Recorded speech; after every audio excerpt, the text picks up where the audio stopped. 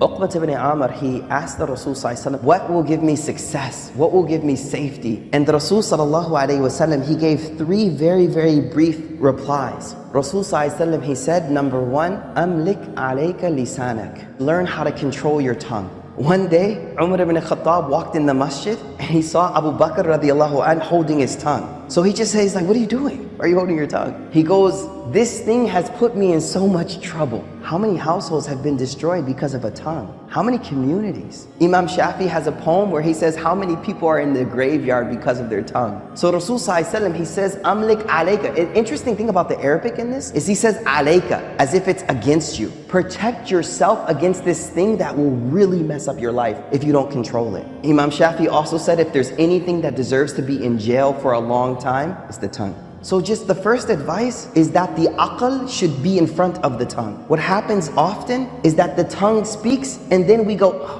what did I just say? The reason a word is called a lafaz, in Arabic, lafaz just means to like throw something, right? Because it's like an arrow. Once you shoot it, you can't get it back. You say something to your daughter, your wife, your brother, your sister one time, the rest of their life they'll remember. You can apologize for 10 years, but it stays there. And that's why Imam Shafi says, the cut from the sword will heal, but the cut from the tongue will never heal. The way we learn how to speak. You know how when you have an infant, a toddler, and we celebrate speech, we're like, the first word, and then they never shut up after, right? So they say the same way we learned how to speak and we focus so much on how to speak, we also need to learn silence as well. You know, remember when we were small, we used to put kids in timeout. Timeout, don't say anything, just sit there quietly. I think a lot of us adults need some timeout, you know what I mean? So learn how to be quiet more, number one.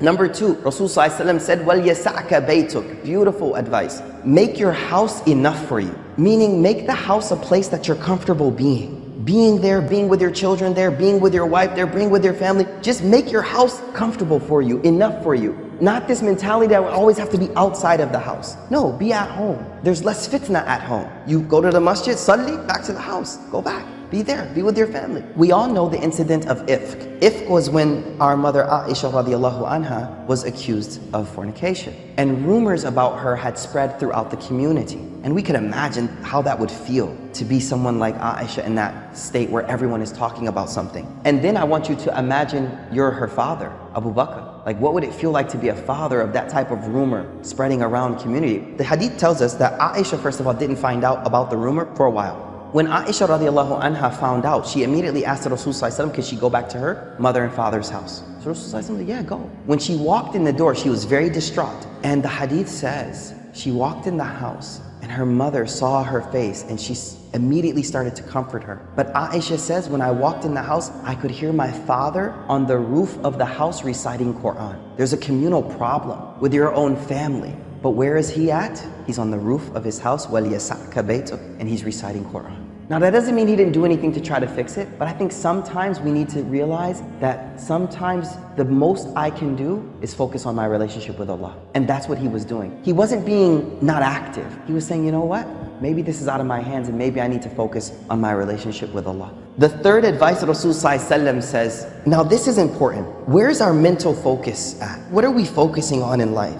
Rasul sallallahu alaihi wasallam, he wants to direct our priorities. The end of this hadith says, وَابْكِ عَلَى خَطِئَتِكَ. Cry over your sins. Now, the only way you'll cry over something is when it's a priority in life and when you focus on it. And so what I feel this hadith does for me is it reminds me that there are a lot of problems in the world right now, whether they be global, whether they be communal, whatever they may be. But the thing that my heart should be primarily preoccupied with are my sins. How many of you have actually today thought over your sins? I think if we were honest, only a few of us may have actually sat and thought over them, let alone cry. See, we won't cry over them unless we actually take the first step and mentally prioritize them and think about them. One of the major problems we have is we're focusing on other people's uyub and not our own faults. So let your own faults preoccupy you from the faults of other people. Focus on your own ma'asi, your own sins. So 3 things. Number 1, let's control our tongue. Think about what we say. Number 2, be comfortable at home. Number 3, focus on your sins. Go to sleep, think of what did I do today? And say, Ya Allah,